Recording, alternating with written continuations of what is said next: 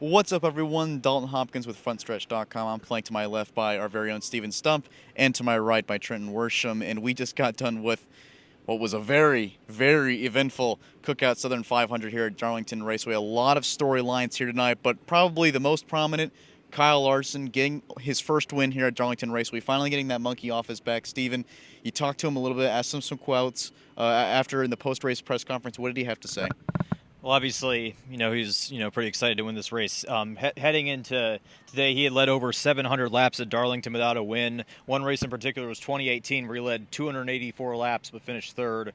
So he finally got the monkey off his back. It's his second major, along with the Coke 600 in 2021. He also won the race from the 18th starting spot, which is the lowest for a Darlington winner since Reagan Smith in 2011, where he started 23rd. Also notable is that, along with Larson's third win of the season and the 22nd of his career, this was win number 299 for Hendrick Motorsports. So up next is number 300.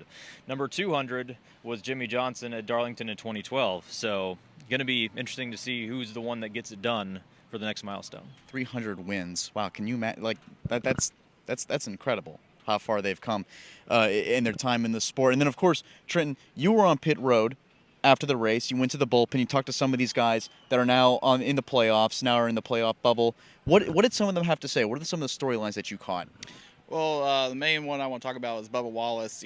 Everybody knows he's a very emotional guy, wears his heart on his sleeve, and he immediately came up and he was upset with himself from the first stage. Didn't feel like they performed really well. The spin earlier felt like he screwed the team a little bit early on, but then they bounced back and he said that they got a good points day.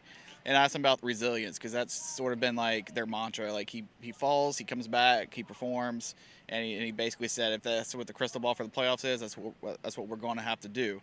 Another guy I talked to is William Byron, who also started deep in the field, and he came back for a top 5 finish. And piggybacking off of Larson, two Hendrick cars were able to slice and dice their way to the front, avoid trouble, and finish really strong. So Hendrick looks strong, and Chris Buescher, another top 3 finish, And so after the race, yesterday morning I asked him in his press conference about, avoiding the pitfalls of this race, because the first round of the playoffs is brutal. We saw it tonight. And so I asked him again. I was like, yesterday morning I asked you about this. How did you survive this? And he basically said, he just had to go keep his car clean. He started up front, was up there with Hamlin a whole lot. And so he just avoided a lot of the trouble. So RFK, Brad back there too. RFK is another good storyline coming up. I mean, they're killing it right now. They're peaking at the right time. RFK and Hendrick are really getting it going right now. Yeah, anybody who watches the Happy Hour podcast or any of our Happy Hour stuff on YouTube knows that I'm a Buescher believer, and I think tonight showed why. Once again, why I think Chris Buescher is a good pick for the championship. And of course, another storyline tonight was we had the Toyotas, JGR cars, starting up in the top 3, and then Martin Truex Jr. had to start in the back. But this is a track where Toyota can really performs well, JGR included, and it just seemed like all the playoff cars for JGR, for Joe Gibbs Racing, just fell off today. Martin Truex Jr.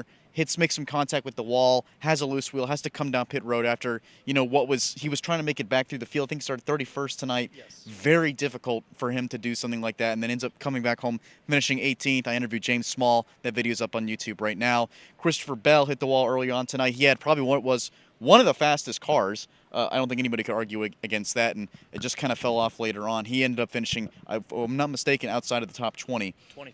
25th, yeah, well outside the top 20. Sorry, 23rd. 23rd still. And then, of course, probably the biggest upset of the night for Joe Gibbs Racing, Denny Hamlin. Who did finish 25th. Who did finish 25th, and he led 177 laps tonight. That is too short of his career high here at Darlington Raceway. I mean, he was the dominant car tonight. He was the car to beat the whole night. And then, of course, has that phantom loose wheel. He had a loose wheel after a late pit stop, comes back down pit road to get it checked, goes back out, and the crew says, "Hey, we didn't find anything. We couldn't find a loose wheel there." I actually got a video I posted on my personal Twitter. Frontstretch retweeted it, so go look at it, of the crew digging around, going through all the wheels that came off the car, even wheels that were sitting in the pit box, like just putting their holes through all the holes in there, trying to see if there's anything, and I don't think they could really find anything on that. Yeah, wondering what happened there. And of course, Denny comes out of the car. He's just gutted, absolutely beside himself. He's upset. That video, of course, is on Frontstretch's YouTube page as well. And then finally, what is probably another big storyline for all those Kevin Harvick fans out there. I would say what was probably, I would probably argue the best chance for Kevin to win this year since Phoenix. And it all goes away in the end there because he comes down pit road when the caution comes out. Steven, what exactly happened there? So, with Denny out of contention with the loose wheel, it was starting to be Reddick took the lead, and Harvick was starting to charge towards the front. It was about 60 laps left.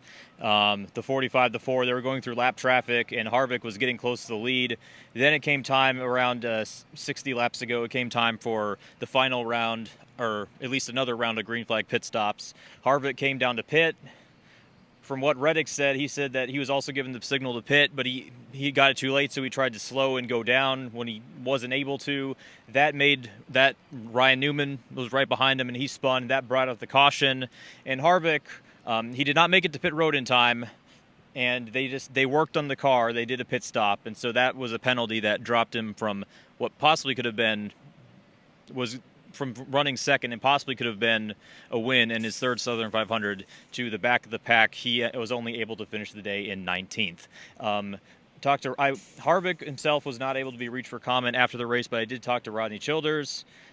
He said obviously that the penalty happened because in his words, the 45 did something he shouldn't have done there, but he also said it's part of racing and that they just have to go to Kansas and Bristol and show the same speed to make it in advance. So difficult. I mean, this is his last year, swan song year. He was so close to winning the Southern 500 just for one last race and come so close and yet so far in the end there. But a bad night for those guys, but a great night for guys like Kyle Larson, Chris Buescher, Ross Chastain. A top 5 finish for him as well after, I think he was one lap down at one point, if I'm not mistaken. Yep, he was one lap down the first stage, and he was, started 27th, and it was kind of running around there.